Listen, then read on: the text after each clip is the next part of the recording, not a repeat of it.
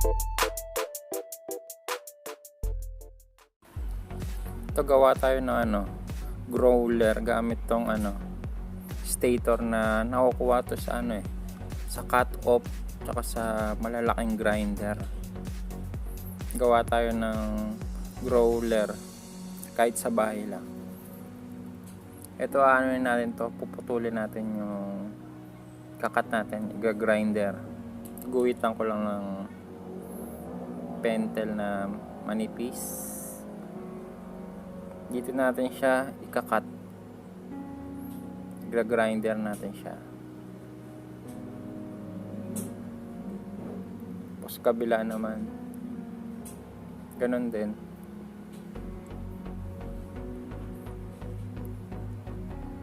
Kapalang ko lang. Kabila ganon din. Tatanggalin natin to pag nakat na natin to.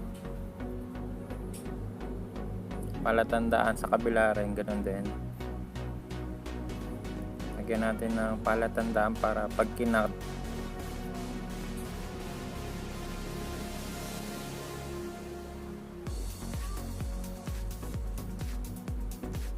ayan, ikakat na. Yan natin ikakat. Ito, mawawala to.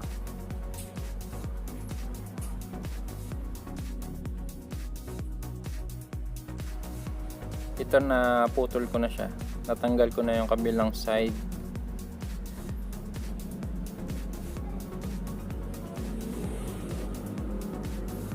Tapos lalagyan natin siya ng pambalot.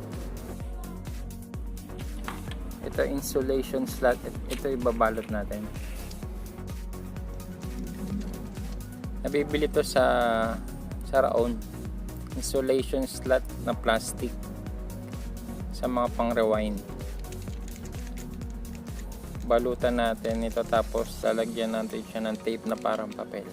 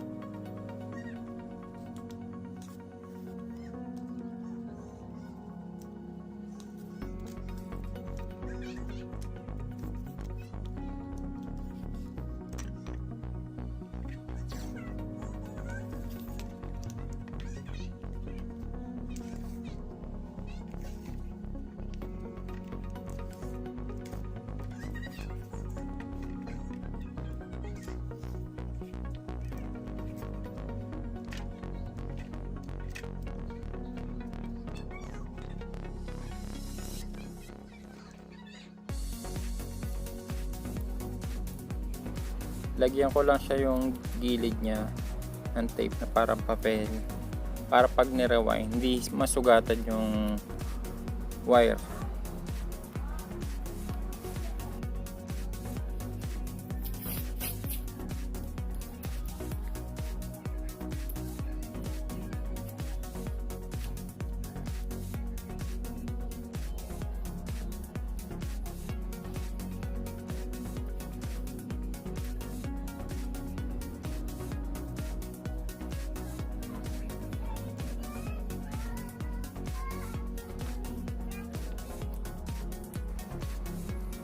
Itong gagamitin nating wire number 28. Ito yung iikot natin dyan sa stator.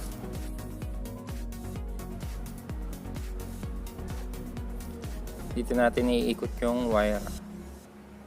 Pag gano'n lang siya. Yan. Kaliwat kanan lang. Paikot niya. Bali ang bilang nito ay total ay 2,500 turns. Basta number 28 yung wire niya.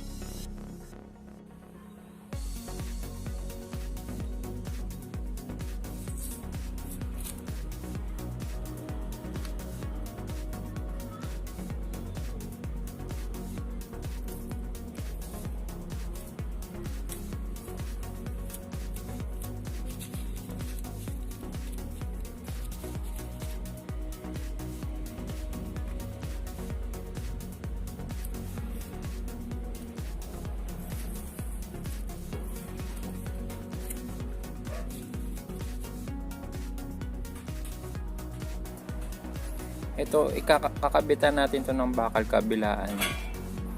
Ito, nakuha ko lang to sa ano, sa mga sirang heat gun pero makapal siya.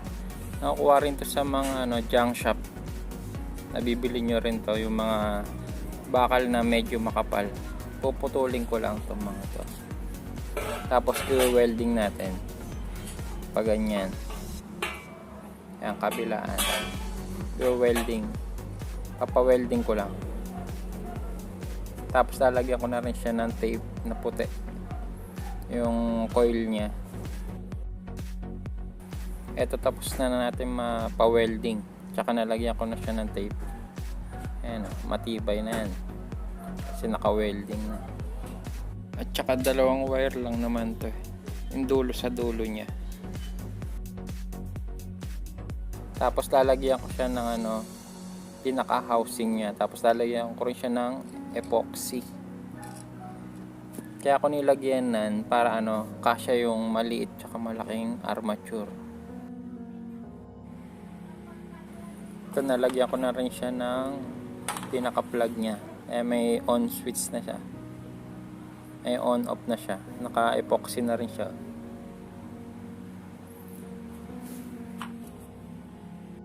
Natin siya, switch on na natin. May na magnet na siya. Ang lakas ng ano niya, magnet. Kakaroon siya ng magnet. Dito natin itetest yung armature.